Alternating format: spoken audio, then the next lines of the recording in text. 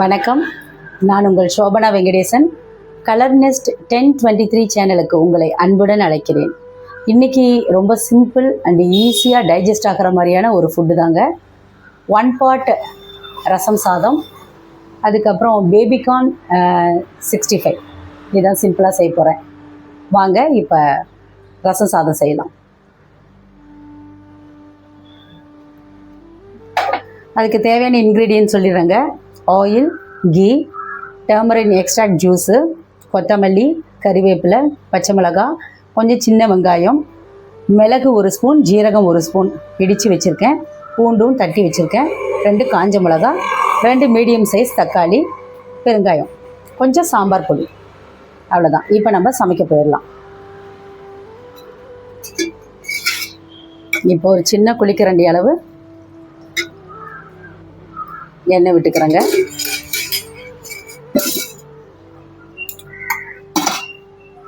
கொஞ்சம் நெய்யும் கலந்து விட்டுக்கிறேன். இந்த கடுகு ஒரு 2லேருந்து 3 ஸ்பூன், கீ 2லேருந்து 3 ஸ்பூன் போடுங்க. அப்புறம் கொஞ்சமாக கடுகு, வெந்தயம்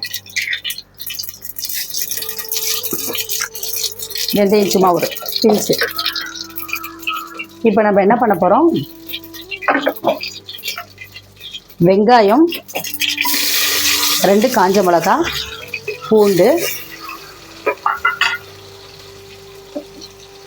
கறிவேப்பிலை,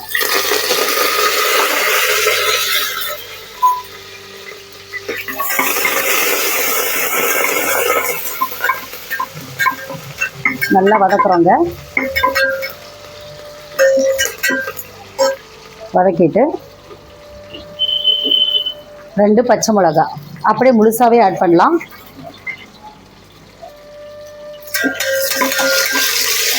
தக்காளி ஆட் பண்ணுறேன்.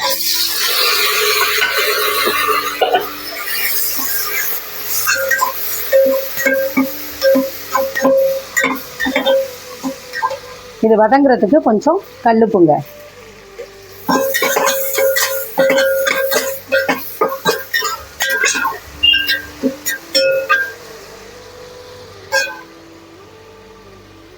கொஞ்சம் பெருங்காய பொடி, ஒரு 1/4 டீஸ்பூன்.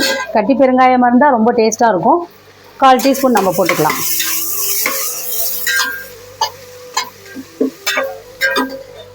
இப்போ மஞ்சத்தூள்,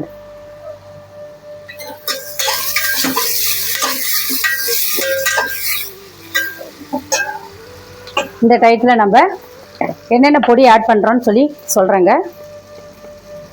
1/4 டீஸ்பூனுக்கும் குறைவாக மஞ்சத்தூள், சாம்பார் பொடி ஒரு சின்ன டீஸ்பூனில் 1 தான் ஆட் பண்ணுறோம்.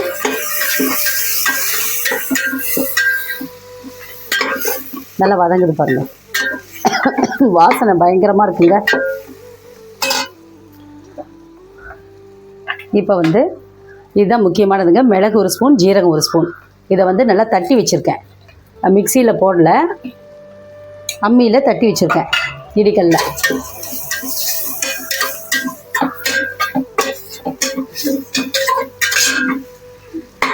இப்போ உங்கள்கிட்ட ஒன்று முக்கியமாக சொல்லுங்க. இது என்ன பண்ணியிருக்கேன்னா, இந்த கிளாஸில் ஃபுல்லாக கோபுரமாக இல்லைங்க, தலையை தட்டி ஒரே ஒரு கிளாஸ் நமக்கு சமைக்கிற அரிசி, அதில் 2 டேபிள் ஸ்பூன் துவரம்பருப்பு, 2த்தையும் சேர்த்து ஒரு 1/2 hour பிஃபோர் ஊற வச்சுருக்கேங்க. இதில் 1 கிளாஸ் அரிசி 2 டீஸ்பூன் இல்லை டேபிள் ஸ்பூன், நான் டேபிள் ஸ்பூனில் போட்டேன், 2 டேபிள் ஸ்பூன் துவரம்பருப்பு, 2த்தையும் சேர்த்து கழுவிட்டு ஊற வச்சுருக்கேன். ஒரு 1/2 hour ஆகுது. இப்போ நாம் இதுக்கு தண்ணி எப்படி மெஷர் பண்ணுவோன்னா, வதங்கிடுச்சு. இப்போ காட்டுங்க, நல்லா வதங்கிடுச்சு பாருங்கள். தக்காளி இந்த அளவுக்கு வதங்கினா போதும்.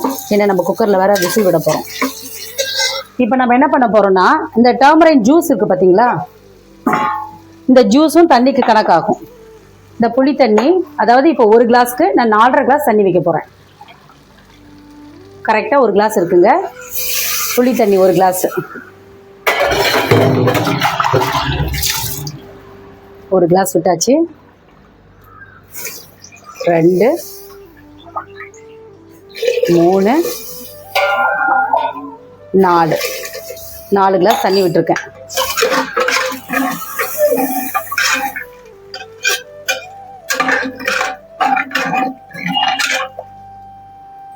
கொஞ்சம் இந்த மாதிரி நேரத்தில் என்ன பண்ணலான்னா,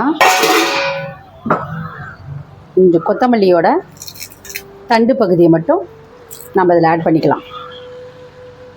கொத்தமல்லியோட தண்டு பகுதி ஆட் பண்ணியாச்சுங்க.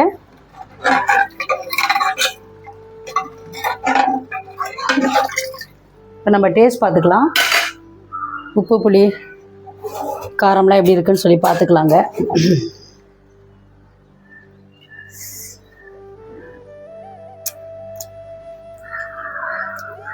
உப்பு கொஞ்சம் ஆட் பண்ணிக்கலாம்.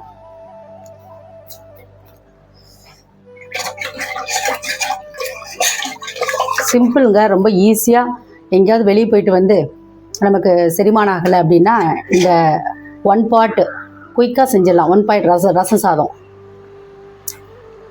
கரெக்டாக இருக்குது. இது ஒரு கொதி வந்த உடனே அரிசி போட்டுடலாம்.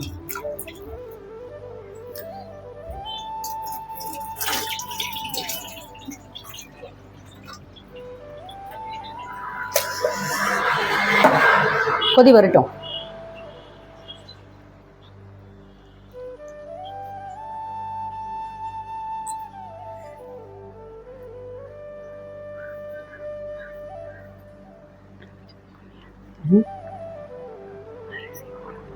நீ எங்கே போன? சொல்லியாச்சு எல்லாம். ஓகேங்க, கொதி வருது. போட்டுடலாம் அரிசி. நல்லா தண்ணியை வடிச்சிட்டு போடுங்க. ரொம்ப ஈஸிங்க இது. நம்மளால் முடியலன்னா கூட ஒரு ஃபீவரிஷாக இருக்கும் போது கூட இந்த மாதிரி ரசம் சாதம் வச்சு நம்ம சாப்பிட்டோம்னா ரொம்ப உடம்புக்கு நல்லதுங்க. ஏன்னா நம்ம கொஞ்சம் டர்மரைன்லாம் பார்த்தீங்கன்னா கம்மி தான் இல்லைங்களா, ஈஸியாக டைஜஸ்ட் ஆகிடும்.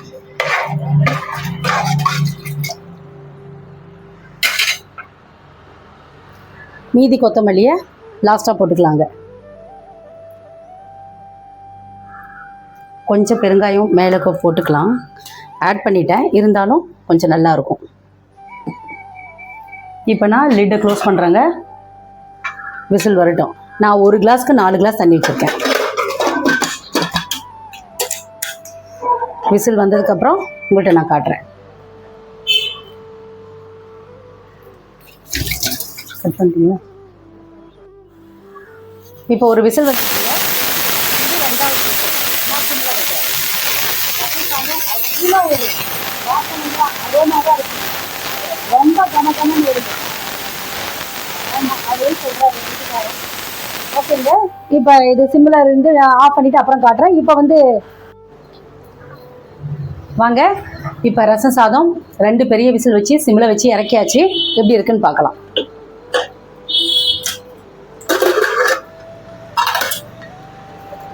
கரண்டி கூட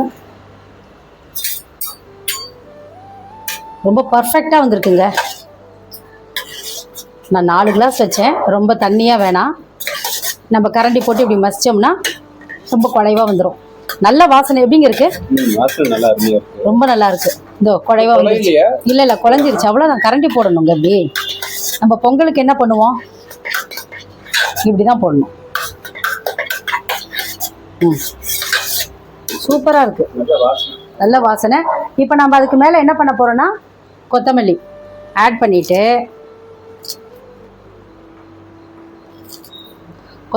பண்ணிட்டு, கொஞ்சம் நெய். இந்த நெய் தாங்க ரொம்ப இப்போ இன்னும் கொஞ்சம் உங்களுக்கு அரோமா தரும். அவ்வளோதான். பாருங்கள், இங்கே பாருங்கள். தூக்கிடுங்க. அப்போ தான் வெளிச்சம். நான் உங்களுக்கு பண்ணிவிட்டு பிளேட்டிங்கும் பண்ணி காட்டுறேன். அது வரைக்கும் இருக்கட்டும், கொஞ்சம் ரெஸ்ட்டில் இருக்கட்டும். வாங்க, ரசம் சாதமும் என்னது இது, பேபி கார்ன் கரெக்ட், மறந்துட்டேன். ஏன்னா அவ்வளோ ஸ்வெட் ஆகுது. பேபி கார்ன் 65 ரசம் சாதமுங்க. இன்னைக்கு நான் சாப்பிட்டு உங்களுக்கு எப்படி இருக்குன்னு நான் சொல்கிறேன்.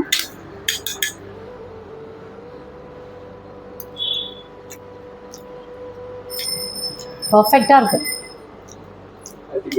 ரொம்ப நல்லா இருக்கு. ரசம் சாதம் எக்ஸலண்ட்டாக வந்திருக்குது. அந்த வெந்தயம் தாளிச்சது கூட தெரியுது. Very fantastic. இருங்க, அடுத்தது இது பேபிகார்ன். சூப்பர், ரொம்ப கிறிஸ்பியாக இருக்குது. ஹோட்டலில் சாப்பிட்ற மாதிரியே இருக்குங்க. Must try. பாய்.